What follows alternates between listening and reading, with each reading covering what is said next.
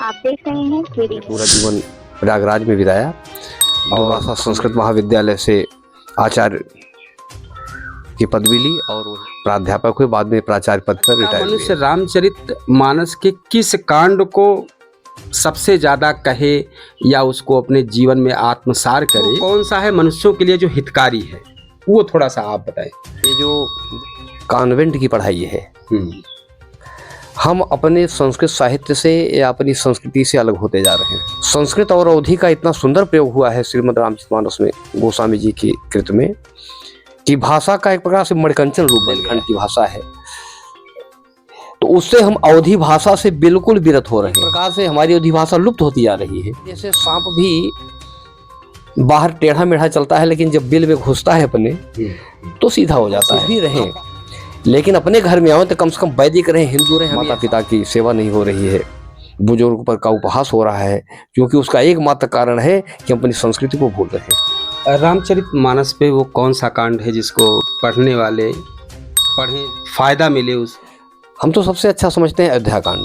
क्या खासियत क्या है? अयोध्या का साम्राज्य जो है वो फुटबॉल बन गया। यद्यपि मानस में कहीं भी पिता श्री दशरथ ने ये नहीं कहा कि राम जंगल जाए, सबके हृदय सोमति राम ही देहु बचन मोर तज रहे गृह परिहर शील सुने। और भरत जी ने विचार किया कि आखिर मेरे आने के पहले पिताजी का स्वर्गवास क्यों हो गया? को बांटने वाला भाई होता है और संपत्ति को बांटने वाला भाई नहीं होता है। तो इसलिए यहाँ सुंदर कांड में श्री हनुमान जी की बहुत बड़ी विशेषता है कि हनुमान जी के अंदर मनो जो मारुतवेग माने शारीरिक क्षमता तो है, पर मन की जो उनकी क्षमता है हनुमान जी की संबंध में, एक तो आपको राजा बना देंगे उनका भजन करने से, और राजा के साथ साथ आपको राम से मिला भी देंगे। सुग्रीव कीन्हा राम मिलाए राजपद दीना। लौकिकता में अगर आप देखें कि हमें भाई के प्रति क्या कर्तव्य है, माता के प्रति क्या कर्तव्य है, पिता के प्रति क्या कर्तव्य है, उन्होंने कैकेयी को कितने सुंदर शब्दों में सुन जननी सोई सुत बड़ भागी जो पितु मातु कहना कौशल्या को चाहिए। प्राण प्रिय पावहि राजू विद सब विद मुझ सब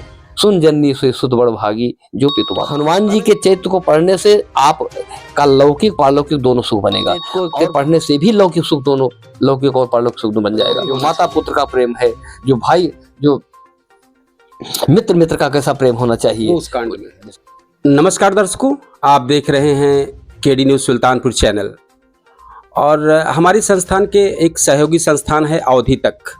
हमारी जो भी खबर है आप उस अवधि तक चैनल पर भी देख सकते हैं।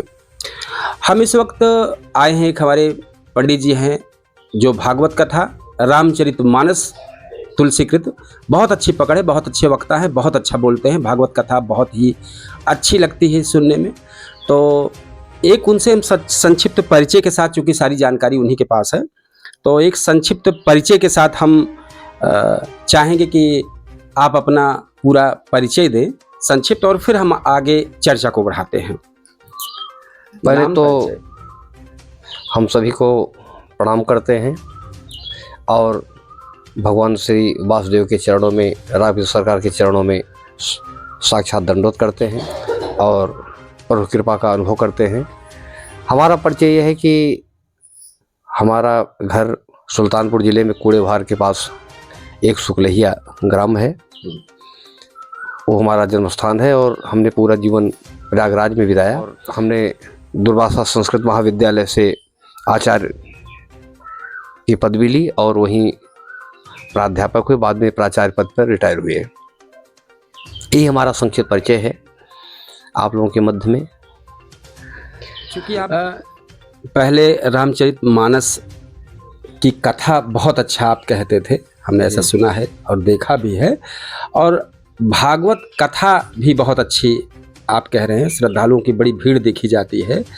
तो हम थोड़ा ये चाहेंगे कि आम जनता या जो श्रद्धालु हैं वो रामचरितमानस के आपकी बहुत अच्छी पकड़, चूँकि आप बोलते बहुत अच्छे हैं और लोग बहुत अच्छा सुनते हैं, तो आज का मनुष्य रामचरितमानस के किस कांड को सबसे ज़्यादा कहे या उसको अपने जीवन में आत्मसार करे, वो कौन सा है मनुष्यों के लिए जो हितकारी है, आप बताएं। वो थोड़ा देखें, आज का जो परिवेश है, जो पीढ़ियाँ चल रही हैं, पहले तो ये जो कॉन्वेंट की पढ़ाई है, हम अपने संस्कृत साहित्य से या अपनी संस्कृति से अलग होते जा रहे हैं, क्योंकि वहाँ ये हमारे कल्चर को, हमारी संस्कृति को पढ़ाया नहीं जाता है। वो ज़्यादातर ये हम कहेंगे कि अंग्रेज़ों के कल्चर को, जैसे हमारे यहाँ पहले प्रारंभ में ही पढ़ाया जाता था, मातृदेवो भव, आचार्य देवो भव, पितृदेवो भव, अतिथि देवो भव, ये पढ़ाया जाता था। इससे हम दूर होते जा रहे हैं। और सबसे बड़ा दुख तो हमको यह है, जैसे आपने चर्चा किया, तो श्रीमद् रामचरितमानस जो कि अवधी भाषा में लिखा गया है और संस्कृत शब्दों का सुंदर प्रयोग हुआ है।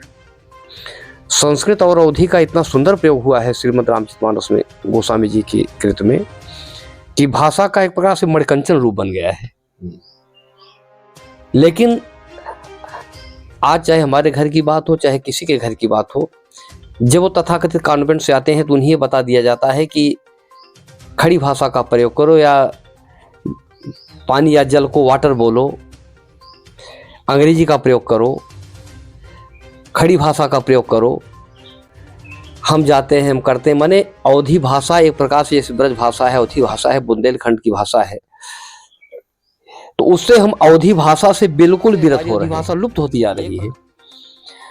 तो भाई हमारा विचार तो ये रहता है कि जैसे सांप भी बाहर टेढ़ा मेढ़ा चलता है, लेकिन जब बिल में घुसता है अपने तो सीधा हो जाता है। हम बाहर कुछ भी रहें, लेकिन अपने घर में आओ तो कम से कम वैदिक रहें, हिंदू रहें। हमें एहसास होना चाहिए कि हम हिंदू हैं, हम सनातन धर्म को मानने वाले हैं, हमारा कुछ मौलिक अधिकार है, और हम हमारे माता पिता, हमारे पितृगण, पूर्वज इनके संबंध में कुछ जानकारी हम रखें, और ये बच्चों को इस प्रकार की शिक्षा दी जाए कि हम अपने जड़ को न भूलें। ठीक है, किसी भाषा से हमें दुराव नहीं है, लेकिन अपनी संस्कृति और अपनी भाषा को हम छोड़ देंगे तो हम कभी उस अनुसार बन ही नहीं सकते। आज यही मानो है कि आज माता पिता की सेवा नहीं हो रही है, बुजुर्ग पर का उपहास हो रहा है, क्योंकि उसका एकमात्र कारण है कि हम अपनी संस्कृति को भूल रहे हैं। रामचरितमानस पे वो कौन सा कांड है जिसको वाले पढ़ें फायदा मिले? उस हम तो सबसे अच्छा समझते हैं अयोध्या कांड। क्या खासियत क्या है उसका? कारण ये है, देखिए वहाँ अयोध्या का साम्राज्य जो है वो फुटबॉल बन गया। महाराज श्री देना चाहते हैं, परशुराम को राज्याभिषेक करना चाहते हैं, अवध की गद्दी देना चाहते हैं, पर एक ऐसी में आई घटना भी वो मंथरा के द्वारा, और मानस में तो ये लिखा गया है कि वो दैव प्रेरित था, तो कैकेयी की बुद्धि को भी कुविध बना दिया गया, और उन्होंने एक ऐसा मांग कर लिया कि श्री राम जंगल जाएं और भरत जी को राज्य मिले। यद्यपि मानस में कहीं भी पिता श्री दशरथ ने ये नहीं कहा कि राम जंगल जाएं, वो तो रात भर भगवान शिव को मनाते रहे कि बुद्धि दीजिए, कि मेरी बात को न मान करके राम जी अयोध्या में ही रहें। तुम प्रेरक सबके हृदय, सो मति राम ही देहु, बचन मोर तज रहे गृह, परिहर शील स्नेहु, ऐसा कहा। पर कहीं हमारे पिता श्री महाराज श्री दशरथ असत्यवादीन हो जाएं तो राम ने स्वतः स्वीकार कर लिया इस बात को और जंगल चले गए। पर जब भरत जी आते हैं, उन्होंने ये सारी बात सुनी, समझी, तो उन्होंने ये निर्णय किया कि नहीं नहीं, ये राज मेरा नहीं है। गुरु जी ने कहा कि भाई जिसको पिता राज तिलक दे दे वही राजा बन जाएगा। पिता ने आपको राज्य आपको दिया है, वनवास आपको दिया है। एक व्यवस्था उन्होंने दिया कि भाई ठीक है, राज स्वीकार आप न करें, लेकिन तब तक स्वीकार कर लें, 14 जी आ जाएंगे तो राज वापस कर दीजिएगा, ये व्यवस्था दिया। पर भरत जी ने विचार किया कि आखिर मेरे आने के पहले पिताजी का स्वर्गवास क्यों हो गया। उनके मन में तो बात रही होगी ना कि जिस व्यक्ति के कारण, जिस बालक के कारण राम जैसे पुत्र जंगल चले गए, तो आज मैं उस पुत्र का मुंह कैसे देखूंगा। इसलिए उन्होंने अपने प्राण का उत्सर्ग माने विसर्जन कर दिया, उत्सर्ग कर दिया, छोड़ दिया प्राण को। तो भरत जी कहते हैं कि आखिर ये उनसे कहा, राज्य के लिए कहा गया, कहलवाया गया, और सभी तब तो फिर कैकेयी कि माने तब तो फिर सत्य की विजय ही, असत्य ही जीवित हो जाएगा ना। तो उन्होंने निर्णय किया भाई कि हम एक या कि हे मनमाही प्रातकाल चली हूँ प्रभु पाही, और मैं राम जी को पुनः स्थापित करूंगा। माने ये उन्होंने सिद्ध कर दिया कि देखो विपत्ति को बांटने वाला भाई होता है और संपत्ति को बांटने वाला भाई नहीं होता है। और स्वयं श्री राम ने भी कहा है कि बांटी विपत्ति सब ही मुहि भाई, जो विपत्ति बांट ले वो भाई है। तो जो आदर्श एक भाई भाई का अयोध्या में दिखाई पड़ता है, आज हम लोग यही तो हैं कि आज उसके साथ बैठना नहीं चाहिए, भाई के साथ संवाद नहीं करना चाहिए, भाई के साथ मित्रता नहीं करना चाहते हैं, भाई की विपत्तियों में हम हाथ नहीं बटाना चाहते हैं। तो ये बहुत बड़ा आदर्श राम। अच्छा, जैसे कहा जाता है कि सुंदरकांड के पाठ बहुत होते हैं जी, और आपका कहना है कि अयोध्या कांड ज्यादा अच्छा है। जैसे दोनों में कौन क्या करना उचित है? देखिए, सुंदरे सुंदरी सीता, सुंदरे सुंदरी सीता, सुंदरे किम न सुंदरम, सुंदरे सुंदरी वार्ता, सुंदरे सुंदरी सीता, सुंदरे सुंदरी कथा, सुंदरे किम न सुंदरम। वहाँ देखिए, ये जो महान त्याग श्री हनुमान जी में देखिए, दो संत होते हैं, एक प्रवृत्त मार्गी संत होता है, एक निवृत्त मार्गी संत होता है। जैसे लक्ष्मण जी या श्री भरत जी या शत्रुघ्न जी, ये प्रवृत्त मार्गी संत हैं, गृहस्थ होकर के भी संत हैं। लेकिन हनुमान जी गृहस्थ नहीं है, वो नैष्ठिक ब्रह्मचारी हैं। नैष्ठिक ब्रह्मचारी का अर्थ होता है कि भाई जैसे एक किसी का विवाह हुआ पर वो अपनी ही पत्नी में संतुष्ट है, तो भी एक प्रकाश ब्रह्मचारी ही कहा जाएगा। पर नैष्ठिक ब्रह्मचारी उसे कहते हैं कि मन धन से भी कहीं भी उसका मन कहीं अन्यत्र न जाए। तो इसलिए हनुमान जी को किम पुरुष कहा गया है शास्त्रों में। किम पुरुष माने जैसे किम पुरुष होते हैं एक प्रकार से, अब समझ लीजिए उस शब्दों को हम क्या कहें, कि जैसे वो न पुरुष होते हैं न स्त्री होते हैं, बीच वाले होते हैं। कहीं कहीं विधायक भी बने हैं। जैसे आकर्षण स्त्रियों में नहीं होता है, वैसे हनुमान जी महाराज इस तरह से हैं कि उनका आकर्षण संसार में होता ही नहीं। तो इसमें तो इसलिए यहाँ सुंदरकांड में श्री हनुमान जी की बहुत बड़ी विशेषता है कि हनुमान जी के अंदर मनो जो मारुतोल्वेग, माने शारीरिक क्षमता तो ही, पर मन की जो उनकी क्षमता है। और हनुमान जी एक ऐसे देवता हैं कि जो बहुत शीघ्र ही प्रसन्न हो जाने वाले हैं, और हनुमान जी के चरणों प्रेम करने पर वो राम को मिला भी। देखो, दो चीज है हनुमान जी की संबंध में, एक तो आपको राजा बना देंगे उनका भजन करने से, और राजा के साथ साथ आपको राम से मिला भी देंगे। तुम उपकार सुग्रीव कीन्हा, राम मिलाए राजपद दीना। तो किष्किंधा कांड में तो उन्होंने उन्हीं की कृपा से सुग्रीव जी मिले, राजा बने, और विभीषण जी भी हनुमान जी की कृपा से राज को प्राप्त किया। तो भाई हम तो ये समझते हैं कि जैसे संत लंकापुरी में जाएं तो जो हनुमान जी की आवाज सुन करके, हनुमान जी की वाणी सुन करके जग जाए वही है विभीषण, और जो हनुमान जी को के जाने पर ही सोता रहे वही है रावण। मन संत हृदय में आ जाए, व्यक्ति की जग जाए, तो चूंकि वो वहां पर यदि आपको भक्त बनना है, आपको मनोकामना पूर्ण करना है, आपको भगवत चरणों में अनुराग प्राप्त करना है, तो हनुमान जी महाराज सुंदरकांड। और आप लौकिकता में अगर आप देखें कि हमें भाई के प्रति क्या कर्तव्य है, माता के प्रति क्या कर्तव्य है, पिता के प्रति क्या कर्तव्य है, और क्योंकि देखिए राम की माता जो हैं वो कौशल्या हैं, भरत की माता कैकेयी हैं। देखो, दो शब्द हैं, संसार की समस्त माताओं को तो हम माता कह सकते हैं, आइए माता जी, लेकिन जननी उसे हम कहते हैं जिसने जन्म दिया है, पैदा किया। लेकिन यहाँ शब्द देखिए, जब राम जी ने ये जान लिया कि मेरा प्रिय राज पा गया, तो उन्होंने कैकेयी को कितने सुंदर शब्दों में, सुन जननी सोई सुत बड़ भागी, जो पितु मातु, कहना कौशल्या को चाहिए था, लेकिन कैकेयी को कहा। क्यों कहा कैकेयी को? अरे माता जी, मेरे मन में बात थी कि मेरा छोटा भाई, हम चारों भाई एक साथ पैदा हुए, उपनयन एक साथ हुआ, कलयुग एक साथ हम करते थे, और तीन को छोड़ करके क्यों ला मुझे राज मिल रहा है, ये भाव मेरे मन में आया। तो इस बात को न कौशल्या जान सकी न सुमित्रा। अरे माता, आपने और मेरे प्रिय भरत को राजगद्दी दे दिया, तो इसलिए सही अर्थों में जननी तो आप ही हैं। इसलिए बार बार उन्होंने कहा कि भरत प्राण प्रिय पावहि राजू, वित्त सब विद मोहि संग, सुन जननी सोई सुत बड़ भागी, जो पितु मात, तनय मातु पित तोषण हारा, दुर्लभ जननी सकल संसारा। तो ये आदर्श जो राम जी के जीवन में आया, माता के प्रति कैसा व्यवहार करना चाहिए, पिता के प्रति कैसा व्यवहार करना चाहिए, माने कि भगवान ये सोचते हैं कि यदि मैं जंगल चला जाता हूं तो पिताजी सत्यवादी हो जाएंगे, और पिताजी का पुत्र के प्रति क्या कर्तव्य है, क्या प्रेम है। माने सत्य को उन्होंने रखा पर प्राण का उत्सर्ग भी, माने ये जो उनकी सत्यवादिता थी, वचन। तो ये सब अयोध्या कांड में ही आपको दिखाई पड़ेगा। तो मतलब और गुरु शिष्य का जो प्रेम है वो भी, हाँ, अयोध्या कांड। और क्या, जैसे तो मतलब सुंदर कांड और अयोध्या कांड, जिसको कांड ऐसा है व्यक्ति कर सकता है कि मतलब जरूर नहीं सुंदर कांड, अयोध्या कांड भी, अयोध्या कांड, अगर अयोध्या कांड इसलिए गोस्वामी लिखा है ना कि भरत चरित्र, देखिए अयोध्या कांड भरत चरित्र है मूल रूप से, सुंदरकांड हनुमान चरित्र है, पर भरत चरित्र में उन्होंने लिखा अयोध्या कांड में कि भरत चरित्र कर नेम तुलसी जो सादर सुन राम पद, माने उसका फल भी राम पद प्रेम ही होगा। लेकिन अवश्य हो भवरस विरत,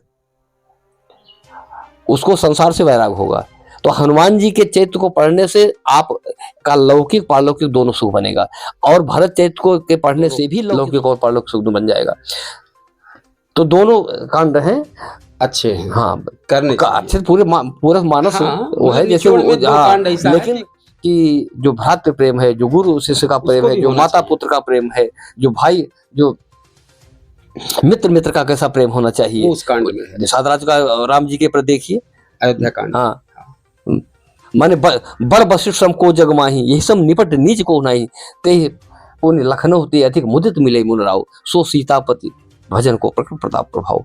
तो ये जो माने यहाँ दूरी, जैसे आजकल लोग ये कहते हैं कि अरे भाई ये तो ऊंच है, ये नीचे, कहाँ ये मानव सिद्ध कर रहा है, वशिष्ठ जैसा बड़ा कौन होगा और केवल निषाद कौन होगा, लेकिन ते पुण्य लखनऊ ते अधिक मुझे तो मिले मुन राव, उसको इस तरह से गले से लगा रहे हैं वशिष्ठ जी कि मानो लक्ष्मण से ही भेंट हो गई, मानो लक्ष्मण से ही भेंट भाई, लक्ष्मण से जैसे भेंट हो गई।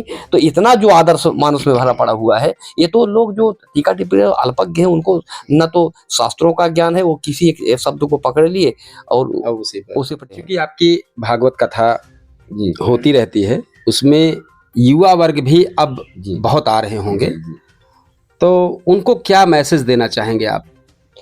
देखिए युवा वर्ग जो है तार्किक है, वो पहले ऐसी बात नहीं कि कुछ आप कह दे उस पर विश्वास कर लेगा, आ जाएगा कि हाँ इसमें कुछ ऐसी बात है कि मेरे लायक है,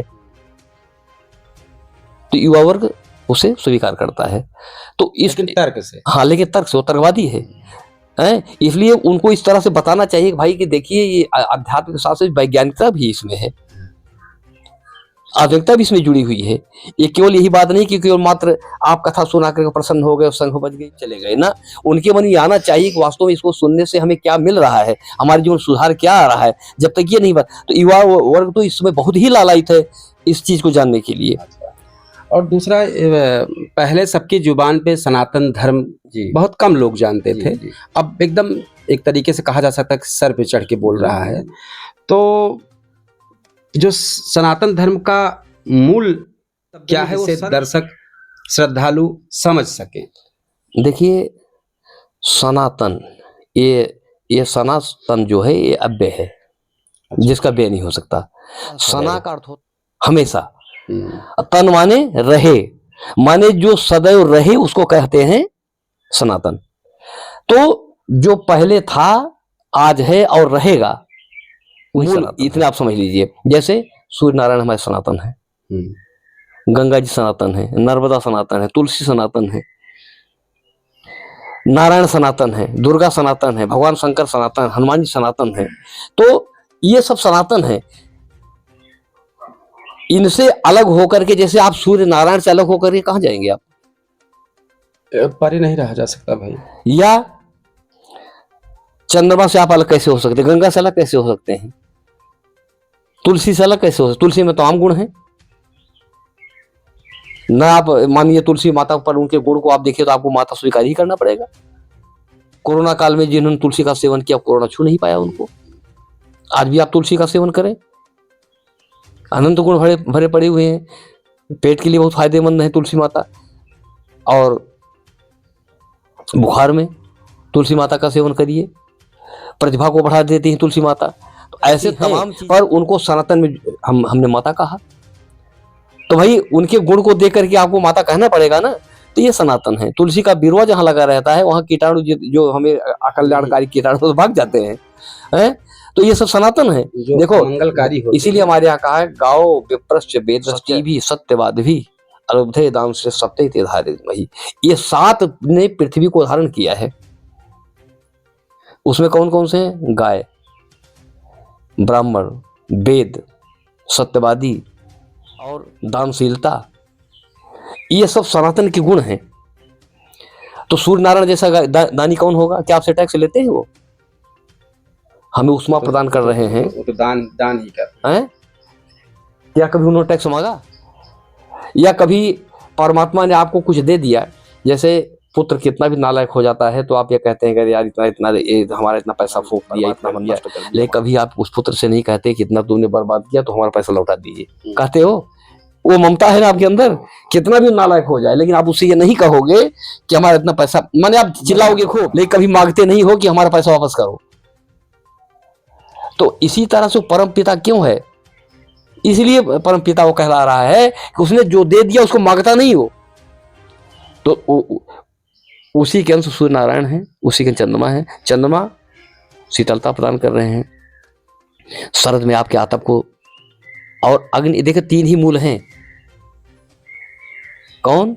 सूर्य, चंद्रमा और अग्नि। ये तीनों संसार के कारण हैं। ये आपसे टैक्स नहीं लेते हैं, तो यही सनातन धर्म है, यही सनातन है। माने जो सदैव रहे, माने पहले भी थे, आज भी हैं और रहेंगे। अच्छा आप ये बताइए, आप गूगल में, आप तो रात दिन ही वरिष्ठ पत्रकार हैं, तो कभी आप रिसर्च करके देखें तो उसमें आप ये जान लेंगे कि भाई जैसे ईसाई धर्म कब से शुरू हुआ, मुस्लिम धर्म कब से शुरू हुआ, लेकिन कोई बता दे वैदिक धर्म कब से शुरू हुआ, कब शंकर जी के ऊपर एक लोटा जल चढ़ाया गया? कोई माई का लाल बताओ, बता दे, कोई बताएगा? कब से ये परिपाटी शुरू हुआ? आदि है, अनादि है।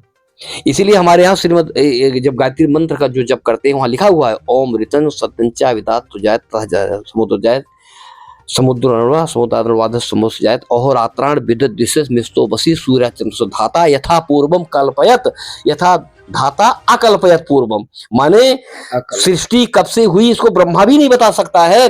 ब्रह्मा ध्यान करके बैठ जाता है तो उसके पूर्व में जैसी सृष्टि हुई है उसी सृष्टि कर देता है। माने ब्रह्मा भी सनातन धर्म का अंत नहीं पाया और इसका आदि नहीं पाया, तो हम कैसे पा सकते? तो इसलिए इसी को कोई मिटा नहीं सकता है। क्यों?